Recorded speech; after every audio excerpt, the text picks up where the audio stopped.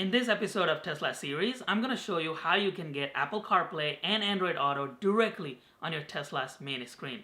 This is applicable for all Tesla models. What is going on, Tesla family? We talk a great deal about Apple CarPlay and Android Auto in this channel. Matter of fact, we have reviewed so many different instrument clusters that have Apple CarPlay and Android Auto. We have also reviewed the rear displays that had that integration. So there has been a lot of interest in this channel on that. And one of the big asks is, can we get Android Auto and Apple CarPlay directly on the Tesla screen without needing any additional device? So I have a solution, sort of, for you today. This one will allow you to get the Apple CarPlay and Android Auto wirelessly on your Tesla's main screen. So let me show you how to install this, what it does, and then I'm going to share my honest opinion about why I'm still skeptical about this product and why I still think that those solutions are better, the ones that require the actual display that you install in the front of your cars are still better than this device. Pimp My EV sent us this device, and we have a product link with a discount code in the description of this video. So there's not much to it. This is a standalone dongle. You don't even have to plug this into the car. You can use a portable battery for this. And what it does is it allows you to cast the CarPlay information from this into the web browser of your car. And that is what is reflected on the box as well. You just have a user manual. You have the dongle itself. So this is the dongle that is going to be projecting the CarPlay into the car. We'll show you in just a second. And then you just have the power cable. So this is the USB-C side, which you plug it into the dongle itself. And then you plug this in anywhere you want, wherever there's USB-A. For our case, we're going to be plugging into the car. But as I said, you could use a portable power bank, power station, and just plug this in, and it should work just fine as long as this device gets a power. So let's go ahead and set this up. One thing to note is that this device does need a SIM card with an active service for data to work. So then what you need to do is get a nano SIM card. So we have a SIM card right here, and they tell you very specifically the way that SIM card should face. So this is a nano SIM card, and that notch needs to face towards the USB-C portion, and then you have to face this down. So this is the SIM card portion that needs to be facing down. So this is how you are going to be inserting this into the port right here. And I wasn't able to, just use my nail to push this through. So you might need a pin like this, the SIM card ejector pin, to be able to just push this in, and then this locks into its place. So now the SIM card is fully inserted. We can go ahead and plug this in. So the 4G is green. It found the data. It has the Wi-Fi connectivity so that we can connect this Tesla to the Wi-Fi, and then here's the power button. So all of those are green, indicating that this is ready to connect. So we can go ahead and start the connection process. Now we need to go to the Wi-Fi setting here, and we see that AutoKit right here. The password is 88. So 1, 2, 3, 4, 5, 6, 7, 8. And then we'll need to confirm. Then it says this is connecting to the Wi-Fi. So this should be connecting right now. It's looking for it to join, and it is connected. So we have a green signal right here. We got a green signal here. So this is good to go. It is connected to the Wi-Fi. And what we need to do is on AutoKit, we actually need to go to the settings, so Wi-Fi settings, and then select this. And then we need to check this box. It says remain connected in drive. That way, while we are putting the gear stock on the drive, this Wi-Fi will actually remain connected because we need this to be continuously connected while we are driving. So let's do that. And now we need to go to our phone and connect to the Bluetooth setting here. Now we need to go to the phone's Bluetooth screen and connect to AutoKit, the same AutoKit device. So we're connecting that to the Bluetooth here, and then we're going to pair it.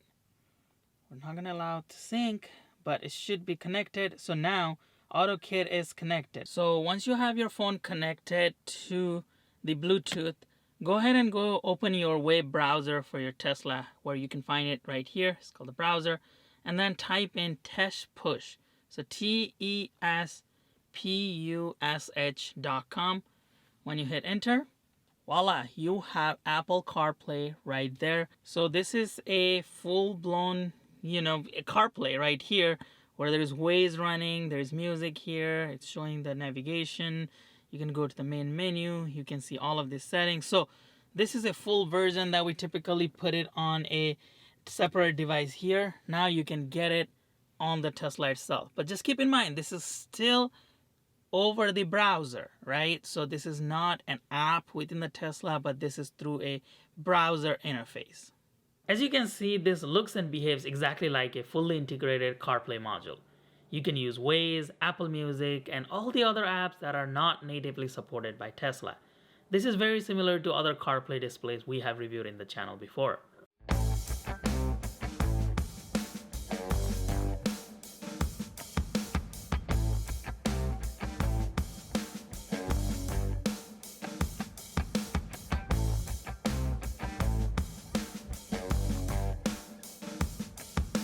So as you saw from my demo, this device works great. It connected easily, no complicated installation, and the CarPlay started up really well.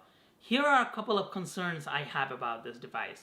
First of all, it uses a web browser to connect, which is not an ideal solution. Because it uses a web browser, even if you minimize it for just a second, when it fires it up, it is going to take several seconds and even a minute before it loads again, because it needs to connect to the internet, it needs to hit this device using the internet protocol and then get there. So I feel like it is going to be prone to freezing the screen over time if conditions are not ideal. What if you have low internet connectivity from this? So it is not going to be as good as having a native app, but because Tesla doesn't support any third-party app integration directly on the screen, maybe this is the best solution for now. But again, it still uses a web browser. And aside from just the lag and freezing a screen, I also fear that future software update with Tesla, it is easy for them to just block devices like this. Because Tesla is very notorious for doing things like that, where they don't want third-party integrated in any form, that might pose some challenge. So if you can trust the vendor, and if you can get a word from the vendor that if this device stops working in the future because of a Tesla software update, that they would either fix it or refund your money or meet you somewhere halfway, I think this is a great solution as long as it works. That is why I would still prefer third-party displays that we have reviewed in this channel, such as the Linux display. There's a new display that is coming out with the 4G integration that we're going to review here in the near future. So I would still prefer those devices because those devices do not directly interact with Tesla's main screen. They only extract information from different OBD ports. And not to say that Tesla can't break those, right? Because Tesla is very smart. They can just circulate through the Tesla software update and detect any foreign object that are connected to the Tesla's computer. It's easy for them to detect that. But in my experience over the last 2 years, there has been very, very few issues with those displays being bricked by Tesla's software update because these displays only read information and we are bypassing the computer port with another port. So they're just reading the information. They're not writing anything. They're not using any of the Tesla's native apps such as a web browser to connect to the display. So I feel like those displays are a little bit safer, but that could just be my personal opinion dealing with this stuff. This might just work and it might work forever. Tesla might never break it with the future software update, but I think there's still that risk.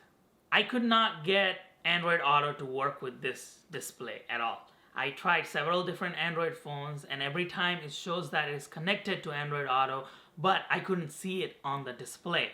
And on the actual web browser display, even though it should work with Android Auto, it still shows connect to an iPhone. Maybe they meant connect to a phone and they just accidentally call it an iPhone, but it still shows connect to an iPhone through Bluetooth, and the instructions showed that it's the same method of connecting an Android phone versus iPhone.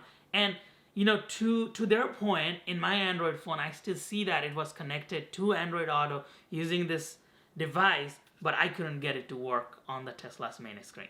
I also don't like that this requires a 4G SIM card here.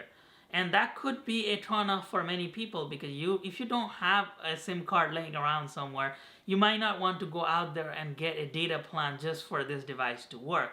Now, where I think it might makes sense is that because this is a hotspot, so that you can use the Wi-Fi from this to connect to your phone and use multimedia. You can also connect this to Tesla and watch YouTube. So if you don't have the premium connectivity from Tesla and you would like to just use this as a Wi-Fi hotspot, this does work. I tested it and it works.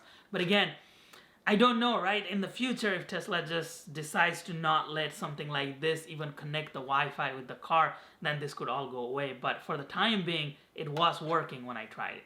However, they did tell me that there's a version 2 of this device that is going to be launched soon, where it does not require the SIM card. It is just going to be a dongle that you power on, and then it uses your phone's LTE to connect to this and then project it on the Tesla's browser. So what do you think about this display? Would you get it for your Tesla? Please let me know in the comment section below. Again, I think this is a great device as long as we understand the limitation. I hope that in the future Tesla decides to add Apple CarPlay and Android Auto directly integrated to the screen. But until then, I think third-party solutions like this are a great way to go if you have a need for them. Thank you very much for watching this video. If you enjoyed the video and if you're new to the channel, please make sure you're subscribed to the channel so you don't miss any of our future videos. We have a lot of Tesla accessory coming to the channel. Some super excited accessories here. Thank you very much. I'll be back again soon. Namaste.